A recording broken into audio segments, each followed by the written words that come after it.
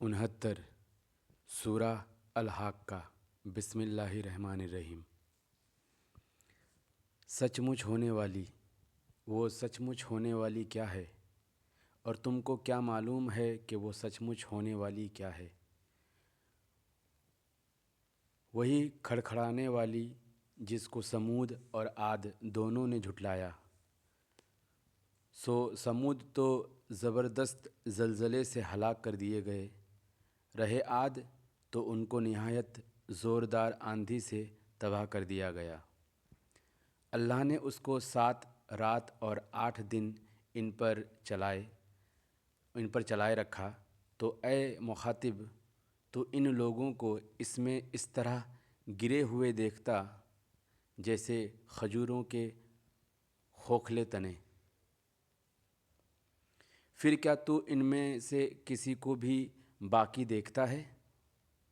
اور فرعون اور جو لوگ اس سے پہلے تھے اور وہ جو الٹی ہوئی بستیوں والے تھے، سب گناہ کے کام کرتے تھے۔ سو انہوں نے اپنے پروردگار کے پیغمبر کی نافرمانی کی تو اللہ نے بھی ان کو بڑا سخت پکڑا۔ جب پانی طغیانی پر آیا تو ہم نے تم لوگوں کو کشتی میں سوار کر لیا تاکہ اس کو تمہارے لیے یادگار بنائے اور یاد رکھنے والے کان اسے یاد رکھیں۔ پھر جب سور میں ایک بار پھونک مار دی جائے گی اور زمین اور پہاڑ دونوں اٹھا لیے جائیں گے، پھر ایک بار ہی توڑ پھوڑ کر برابر کر دیے جائیں گے، تو اس روز ہو پڑنے والی یعنی قیامت ہو پڑے گی، اور آسمان پھٹ جائے گا تو وہ اس دن کمزور ہوگا، اور فرشتے اس کے کناروں پر ہوں گے، اور تمہارے پروردگار کے عرش کو اس روز 8 فرشتے اپنے اوپر اٹھائے ہوئے ہوں گے۔ اس روز تم لوگ سب پیش کیے جاؤ گے، اس طرح کہ تمہاری کوئی پوشیدہ بات چھپی نہ رہے گی۔ اب جس کا اعمال نامہ اس کے داہنے ہاتھ میں دیا جائے گا، وہ دوسروں سے کہے گا کہ لیجئے میرا نامہ اعمال پڑھیے، مجھے یقین تھا کہ مجھ کو میرا حساب کتاب ضرور ملے گا۔ پس وہ شخص من مانے عیش میں ہوگا، یعنی اونچے باغ میں، جس کے میوے جھکے ہوئے ہوں گے۔ ان سے کہا جائے گا کہ جو اعمال تم ایام گزشتہ میں آگے بھیج چکے ہو، ان کے عوض مزے سے کھاؤ اور پیو۔ اور جس کا نامہ اعمال اس کے بائیں ہاتھ میں دیا جائے گا تو وہ کہے گا اے کاش مجھ کو میرا اعمال نامہ نہ دیا جاتا، اور مجھے معلوم نہ ہوتا کہ میرا حساب کیا ہے۔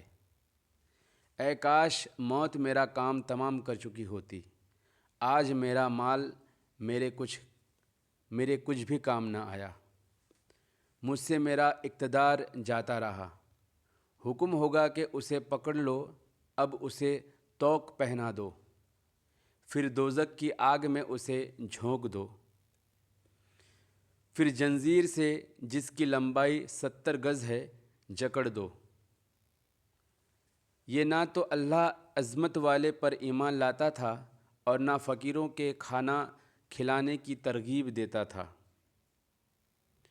سو آج اس کا بھی یہاں کوئی دوست نہیں اور نہ اس کے لیے کوئی کھانا ہے سوائے زخموں کے دھون کے، جس کو گنہگاروں کے سوا کوئی نہیں کھائے گا۔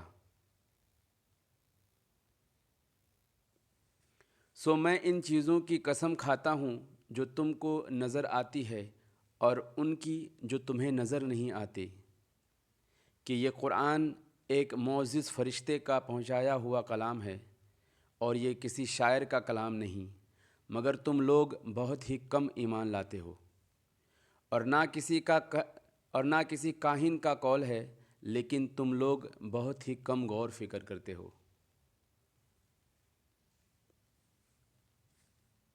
یہ رب العالمین کا اتارا ہوا ہے، اور اگر یہ پیغمبر ہماری نسبت کوئی بات جھوٹ بنا لاتے تو ہم ان کا داہنا ہاتھ پکڑ لیتے، پھر ان کی رگ گردن کاٹ ڈالتے، پھر تم میں سے کوئی ہمیں اس سے روکنے والا نہ ہوتا۔ اور یہ کتاب تو پرہیزگاروں کے لیے نصیحت ہے، اور ہم جانتے ہیں کہ تم میں سے بعض اس کو جھٹلانے والے ہیں۔